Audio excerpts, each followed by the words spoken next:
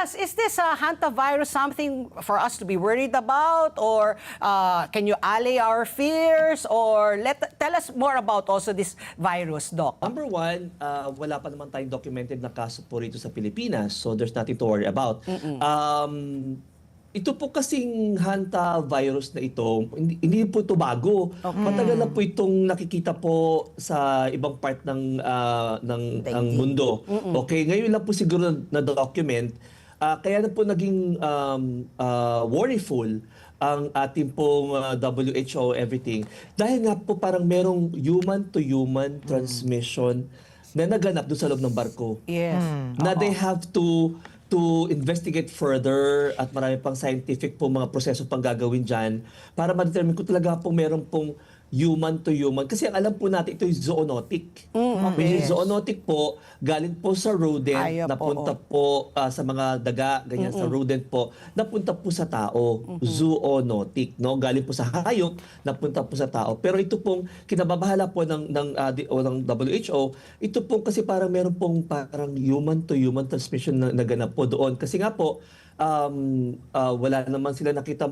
Although, syempre, alam niyo naman po, ang rodent, mouse, or daga po kasi naghahanap ng pagkain, lalo na po kung merong mga marami po pagkain leftover o kaya po napabayaan sa lamesa. Mahilig din po sila sa mga, pumasok po sa mga karton o kaya mga papel, yung mga ganun tipo. No?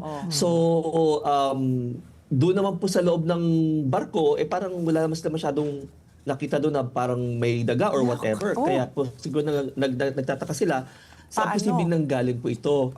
So baka nga po ganun po ang mga senaryo po nangyari.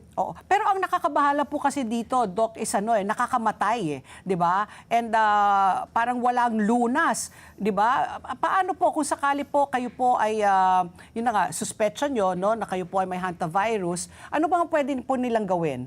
Alam niyo po mga kaibigan, napakataas po talaga ng ng mortality, no? 38%, 30 to 40% po. Grabe taas po talaga, no? Hindi po biro talaga po 'yon. Kaya po ganun dapat po mag-ingatan po natin ang ating pantalan, ang ating pong port, no? Kinakailangan po maging mapaigting po natin yung ating po pag-monitor na kung meron po tayong mga turista or anybody who would come inside the Philippines na meron po lagnat, may flu-like symptoms, masakit ang ulo, masakit ang kalamnan, upper back, lower back, yung mga tipo po, dapat po siguro ay i-isolate po mabuti para mabantayan po natin.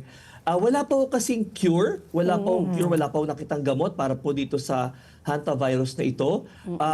Kinakailangan lang po siguro mabantayan mabuti ang pasyente kasi meron po tinatawag po tayo ng mga hemorrhagic manifestations, pwede po masira ang kidney, meron po pulmonary, cardiopulmonary syndrome po tinatawag po na kung saan pwede pong magkaroon ng tubig, yung baga, malunod, yung pasyente, magkaproblema sa puso, ganun po ka-grabe ito pong hantavirus na ito. Ang alam natin, leptospirosis lang, di ba? Okay, pero marami pa akong sakit na pwede pong bit-bit yung mababait na yan. Kaya po, maging maingat po talaga tayo. Number 2, maging malinis tayo sa kapaligiran po natin. That's the only way po para po mapigilan po natin dumami, mag-breed.